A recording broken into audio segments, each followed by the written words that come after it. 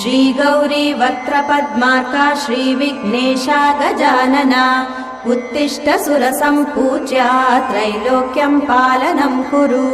श्रीगौरी वक्त्रपद्मार्का श्रीविघ्नेशा गजानना उत्तिष्ठ सुरसम्पूज्या त्रैलोक्यं पालनं कुरु।